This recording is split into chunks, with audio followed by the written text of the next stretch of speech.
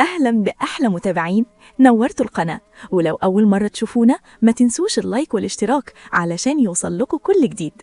يلا نبدأ.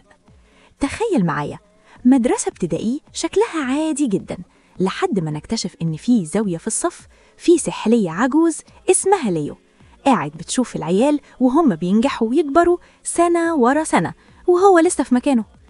بس يوم واحد بس بيغير كل حاجة. ليو يسمع حاجة تخليه مصدوم، يعرف إنه السحلية تقدر تعيش ل100 سنة بس. حاجة تخليه يفكر، هو أنا فاضل لي كام يوم في الدنيا دي أصلاً؟ ومن اللحظة دي تبدأ الأحداث الغريبة. فجأة العيال في الفصل يلاقوا إن السحلية اللي عمرها ما نطقت بتتكلم.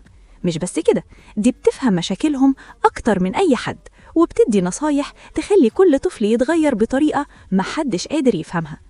بس كل مرة ليو يساعد حد الموضوع يكبر، المدرسين يشكوا، العيال تتعلق بيه زيادة عن اللزوم. ومع كل ده ليو بيواجه أكبر سؤال: هل فعلا بقيلي وقت ولا القدر مخبيلي نهاية تانية؟ المواقف بتقلب بين الضحك والقلق، وفي لحظات بتحس فيها إن ليو بيجري ضد الزمن وبيحاول يسيب أثر قبل ما الفرصة تفوت. بصراحة الفيلم شدني، وأنا عارفة إنه هيشدكوا أنتوا كمان. تقييمي 9/10، خفيف ممتع وفيه رسالة تتشاف وتتسمع، مش مجرد كرتون للأطفال.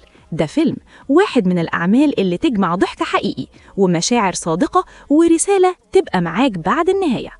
القصة بسيطة بس طريقة سردها تخليك تتمسك بالشاشة، خصوصاً وانت تشوف ازاي ليو يدخل بحياة كل طفل ويغيرها بطريقة محدش متوقعها.